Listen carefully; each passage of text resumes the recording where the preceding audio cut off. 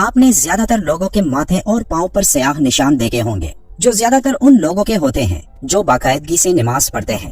کئی لوگوں کا ماننا ہے کہ یہ نشان بزرگی کی علامت ہے۔ اب ان نشانات کے پیچھے کیا خاص وجہ ہے اور اس کے بارے میں قرآن اور حدیث میں کیا ذکر ہے، اس کے بارے میں آج کی ویڈیو میں بات کریں گے۔ حضرت محمد صلی اللہ علیہ وآلہ وسلم نے فرمایا کہ اللہ کو 2 قطروں اور 2 نشانات سے زیادہ کچھ بھی عزیز نہیں۔ ایک وہ قطرہ جو اللہ کے خوف سے آنکھ سے گرے اور ایک اس خون کا قطرہ جو اللہ کی راہ میں لڑتے ہوئے گرے۔ 2 نشانات میں ایک وہ نشان جو اللہ کی راہ پر چلتے ہوئے بنے اور دوسرا وہ نشان جو اللہ کی جانب سے ہمیں سب سے اہم ذمہ داری یعنی نماز پڑھتے وقت بنے۔ نماز میں یہ نشان سجدہ کرنے کی وجہ سے بنتا ہے۔ یہ اکثر نمازیوں کے ماتھے پر نظر آتا ہے اور ہمارے معاشرے میں ایسے لوگوں کو قدر و عزت کی نگاہ سے دیکھا جاتا ہے۔ اس حوالے سے کئی لوگ قرآن کی سورہ الفتح کی ایک آیت کا حوالہ دیتے ہیں جس میں اللہ فرماتا ہے، سجدوں کے اثر سے ان کی پیشانیوں پر نشان پڑے ہوئے ہیں۔ اب ماتھے پر موجود اس نشان کی وجہ کیا ہے؟ ماتھے پر اس کالے نشان کے حوالے سے کئی تشریحات ہیں، جبکہ کچھ کہتے ہیں کہ سجدے کے دوران مردوں کے براہ راست اور مکمل طور پر زمین کو چھونے کے نتیجے میں ایسا ہوتا ہے۔ یہ بات درست اس لیے ہے کیونکہ ایک مسلمان ایک دن میں 5 وقت کی نماز کے دوران 34 بار سجدہ کرتا ہے اور ہر سجدے میں وہ اپنا ماتھا زمین پر رگڑتا ہے اور مسلسل اس رگڑ سے اس کے ماتھے پر وہ جگہ جو سجدے کے دوران زمین پر رکھی جاتی ہے وہ سخت ہو جاتی ہے اور اس جگہ کا رنگ بھی کالا ہو جاتا ہے۔ پیشانی پر سجدے کی وجہ سے پڑنے والے سیاہ نشان کو بزرگی اور نیکی کی علامت تصور کیا جاتا ہے۔ مردوں میں یہ نشان اکثر دیکھا جاتا ہے، لیکن عورتوں میں ماتھے کا یہ نشان بہت کم نظر آتا ہے جو 5 وقت کی نمازی ہوتی ہے۔ تو اگر اس نشان کا تعلق بزرگی اور نیکی سے ہے تو تب یہ نشان عورتوں کے ماتھے پر کیوں نظر نہیں آتا؟ سائنسی زبان میں اس کی وجہ یہ ہو سکتی ہے کہ ایک مرد اور عورت کے جلد میں فرق ہوتا ہے۔ ایک مرد کی جلد سخت اور مضبوط ہوتی ہے اور مسلسل رگڑ کی وجہ سے یہ نشان ان کے ماتھے پر ظاہر ہوتا ہے، اور مرد مسجد میں جہاں سجدہ کرتے ہیں تو وہ جگہ بھی سخت ہوتی ہے کیونکہ ایک مرد عورت کی بنسبت اپنے جلد کی زیادہ پرواہ نہیں کرتا، جبکہ عورتیں گھروں میں نرم قالینوں یا جائے نماز پر سجدہ کرتی ہیں اور اپنے سر کو زیادہ زور نہیں دیتی، جس کی وجہ سے یہ نشان عورتوں میں نہایت کم دیکھنے کو ملتا ہے۔ لیکن کئی عورتیں اور مرد ایسے ہوتے ہیں جو اس نشان کو حاصل کرنے کے لیے سجدوں میں اپنے ماتھے کو زور سے زمین کے ساتھ رگڑتے ہیں، اور اس کے پیچھے وجہ قرآن کی یہی آیت بیان کی جاتی ہے کہ سجدوں کے اثر سے ان کی پیشانیوں پر نشان پڑے ہوئے ہیں۔ کئی علماء کے مطابق اس نشان کا تعلق قیامت کے دن سے بھی ہے، جس دن کئی لوگوں کے چہرے روشن ہوں گے اور جن کی پہچان ان کے چہروں پر موجود ایک نشان سے ہوگی، جو اس بات کی نشانی ہوگی کہ یہ لوگ دنیا میں اللہ کے سامنے سب سے زیادہ سجدہ کرتے یعنی نماز پڑھتے تھے۔ یہ نشان جلد کے نرم یا سخت ہونے کی وجہ سے جلدی یا دیر سے پڑتا ہے۔ بعض ایسے لوگ بھی ہیں جو پکے نمازی اور لمبے لمبے سجدے کرتے ہیں، لیکن ان کی پیشانی پر یہ نشان نمودار نہیں ہوتا۔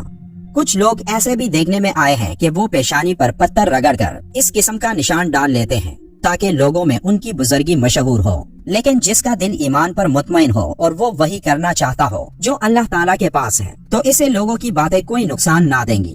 لیکن اگر کوئی شخص قصدن ایسا کرتا ہے حتیٰ کہ اس کی پیشانی میں سجدے کی علامت جیسی چیز پیدا ہو جائے تو یہ دکھلاوا اور غضب سے ہے اور اسے دردناک عذاب کی ہلاکت ہے۔